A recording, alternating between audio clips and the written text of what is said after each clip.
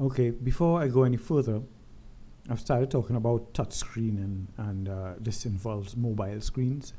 We haven't spoken about exporting your project or your game to, in my case, it will be Android. I don't have an iPhone, but the process should be similar. But before we go directly into installing to Android, I want to configure the screen so that it can fit on my Android phone, and then we can install the Android template that we need to do in order to get your game to run on Android at least. So first I just want to modify a few things. For example, I want to change the default scene to touch area scene. So let's go into project settings, where application is at the top here. I'm going to run. You'll see that my main scene right now is draggable box.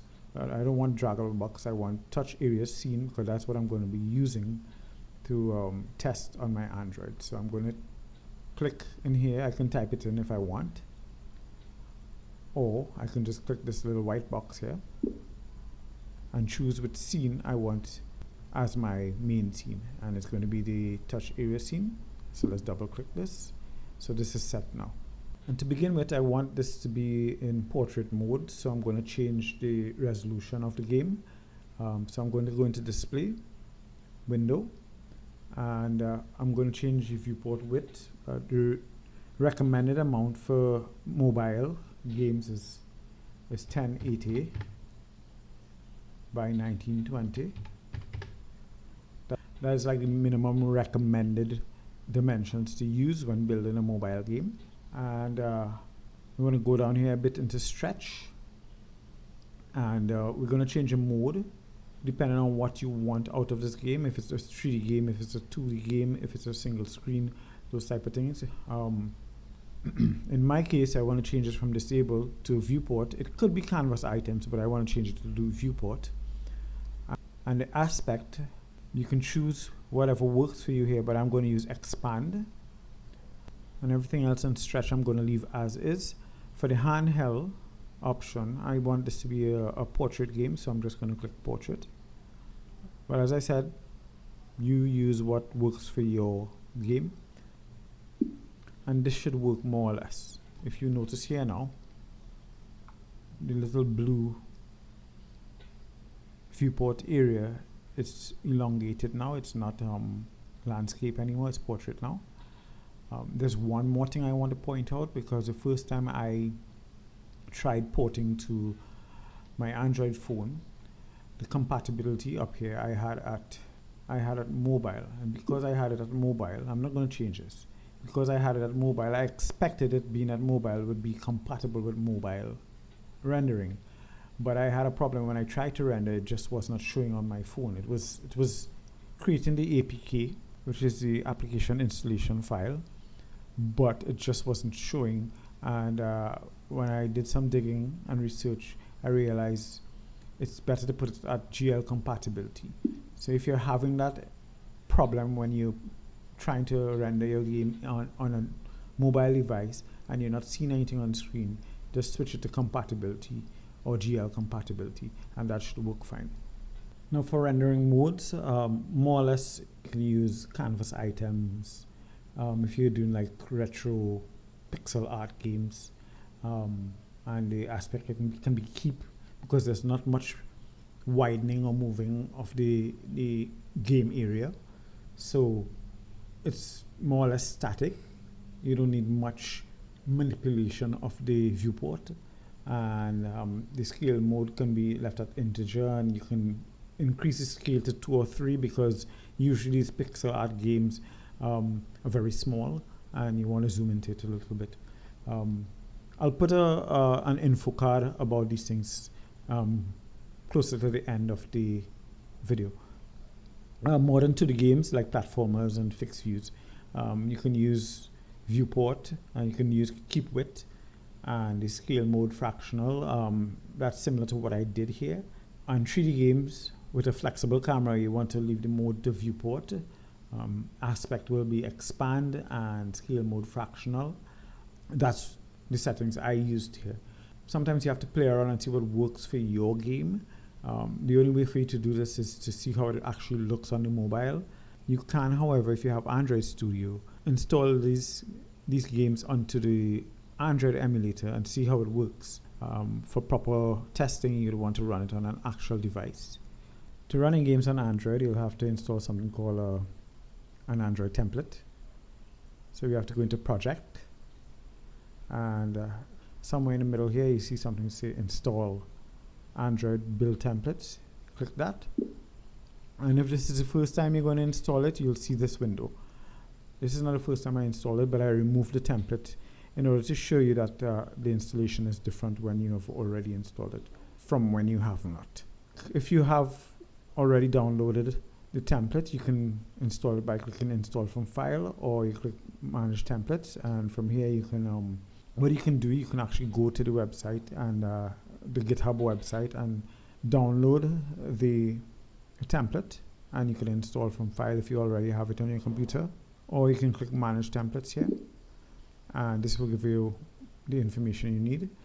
This is the older version I have here, 4.41 that I was using previously for my other project, but we are currently in version 4.5 stable, so you'll want to download the latest version. I'd recommend you go across to, they guide you quite well on how to actually install the template and what to do afterwards. So basically what I'm doing is following through, but when I started this for the first time, it was quite daunting because there were so many steps to get this into place. This is why I'm going through it step by step with you. Let's go back here. There's something you can do here. You can click download and install, or install from File if you already have it downloaded. If you click download and install and get an errors because the network is too congested or for some other reason, the Godot manager here is not downloading directly, you can just click these three little dots here and open in web browser, or you can copy the mirror URL and paste it into your browser. And let's go across to the browser now, and it will automatically open a dialog for you to download the template, which you can see I already have downloaded here, but I'm just going to run you through how to do it the other way. Let's just close this off and head back here. So I'm just going to click download and install. If it's available, you can change the mirror here. You can change it to the official GitHub release, or you can just leave it as best available mirror and click download and install. As you can see, it's more than 1.2 gigabytes, so you can leave that to download. I'll just leave it to download and pause the video until it's done. As you can notice, there's a red warning here that says the export templates are missing. That will disappear as soon as it's installed. As you can see here, it tells you exactly where the main template is installed, which will not be in your project, but this information here is not in your project. That's where the template is stored on your computer. I'm using Linux, so this may be different from a Windows user. You can open the folder and check it out if you like. And if you notice on the top here, it says the current version 4.5 stable. The export templates are installed and ready to be used. So you can close here, or if you like, you can revert to 4.41 if you're having some issue with the newer version. I'm going to leave as is and close. So we're not quite done. We have to go back into project, install Android build template, and you notice that it's asking to install. What we just downloaded there was the export template, which is saved in the Godot folder, but not in this project. So we need to install it there now. Click install. It's just going to use what you just downloaded and install. If we try it again and click project, install Android build template, it's going to tell you that it's already installed. And if you want to remove it, you remove it from Android build directory. But if you notice, if we look inside, let's cancel this for a bit. If we look inside here, if you double click Android, nothing opens. That's because the folder inside there cannot be opened within the Godot project. You'll have to open it using your file manager or whatever you use to check your files on your computer. Let's check that again.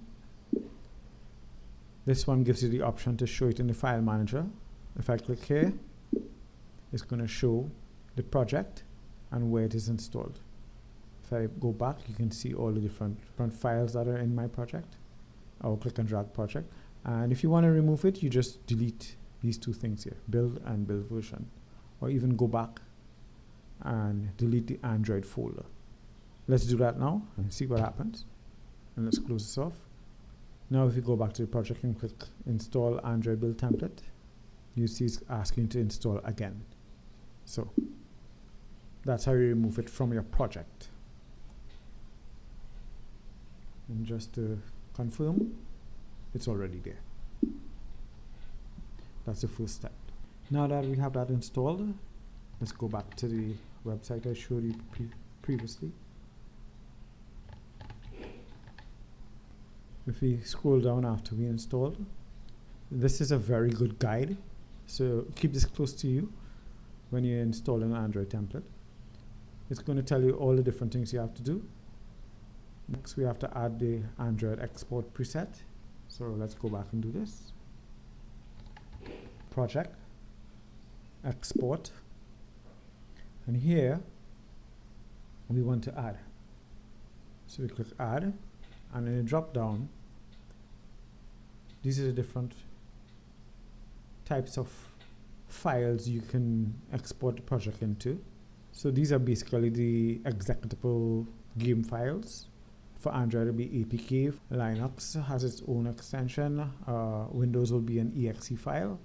In our case, we're going to choose Android, and you'll see all these little red text down here. These are the things we need to install next. Now for Windows, or if you have a different operating system than I do, I'm running Linux Mint. You may have to deal with these issues separately. Check the internet, Google or ChatGPT is actually good at helping you fix these issues. The first error we have here tells you exactly what to do. It says that we need something called etc to fix this error, and it tells you to show project settings where you can fix it. So let's just click that, and this window comes up, and this is really an easy fix. You just turn it on. This is under rendering and textures, and we have to save and restart. So I'll come back when I restart. Okay, I've restarted the project. Let's go back in, go into export, click Android runnable, and we have the other errors here now. The first error that we had is disappeared. We have to find a valid Java SDK part and a valid Android SDK part. We change these in the editor settings. So let's close this and go into editor settings. And we need to scroll down to the bottom and click Android. And these parts here need to be filled out. If your debug key store information is missing, you may have to look up on how to fix that and enter it. As I said, ChatGPT is really good at helping you with this. Let me find my Java part, and I'm going to install it, the Java part and the SDK part here. ChatGPT, it gave me instructions on how to install OpenJDK 17 and then how to add it to my environment variables, and then it suggested what to do for the SDK on its own. You can always ask it separately. I initially just asked for if I already have Android build template installed and it's valid, what do I do, and I'm using what operating system I'm using, and it gave me very precise information on how to install and add the environment variables. So if you go back, you'll see I have it filled in here. The Java SDK part is filled in, and the Android SDK part is filled in as well. You can also get this information from Android Studio. If you have it installed, you can go into Android Studio if you know how to navigate Android Studio, and get the Java SDK part and the Android SDK part from Android Studio. So now that this is fixed, hopefully, let's head back in and let's go back into project and export and see what it says now. Everything seems to be in order. So there are no more red text at the bottom. So there are just a few little things we need to tweak, and then you should be able to export this for use in an Android device. Okay, so let's just change a few things here. We're going to change just the name from Android to something that we can use. In my case, I'm going to call it touch area. That should be good. And the export path, you want to tell Godot where to put the installation file. So let's just click the little white icon here. And if you notice, this is inside a click and drag project. Let's just create a new folder here. Let's call it builds. So let's click add and call it builds. And that should be fine enough for now. And we can just give it a name.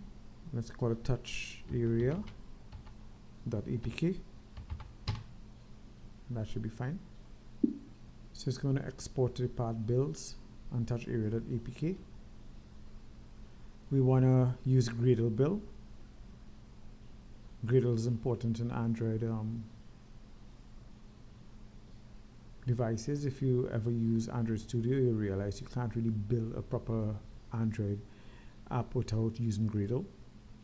So just turn that option on. We want to leave as export as APK. AAB is for when you upload into Google Play. That's a whole bundle that you're going to upload, but we are just going to be testing locally, so we're going to leave it at export APK. You can change up the minimum SDKs and so on, but I'm going to leave everything else as is. Over here, if you're uploading to Google Play as in a release edition, not a testing edition like we're doing here, we are just debugging still. You will have to upload version 7 and version 8 architectures, but for now, my phone, it's an older phone and it requires version 7a, so I'm just going to use the version 7a and remove the version 8. That works for me. Maybe you have a newer phone, something else will work for you better.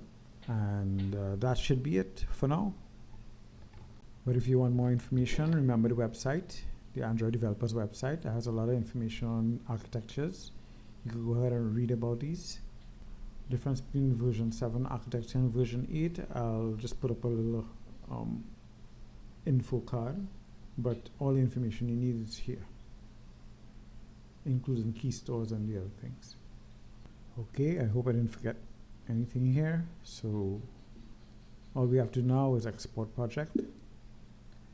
This dialog comes up again. You can change the name here if you want again. If you notice, it's going to go, as we told it before, to go into builds, and that's it. Just click save.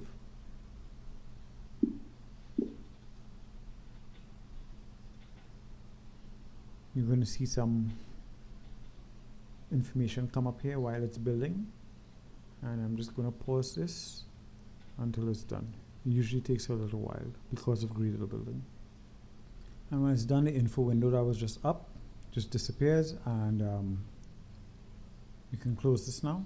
You can go through the output here. There don't seem to be any errors, and that's it.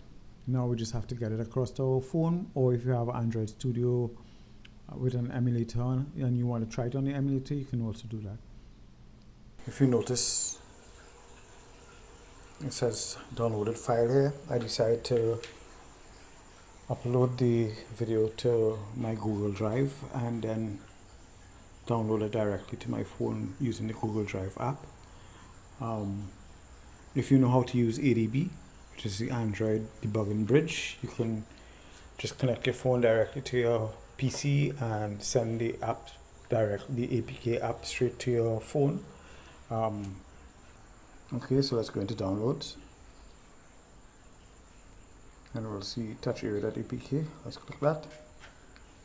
It says installing the app. It does it automatically.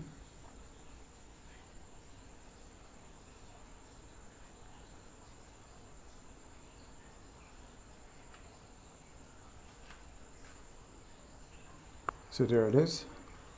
Click and drag app. Remember, we put the touch and drag as the default app. So I'm touching elsewhere, nothing's going on. I'm going to touch the logo and I can move it around. So it works on my Android device. That's how you deploy an APK and test on your Android phone.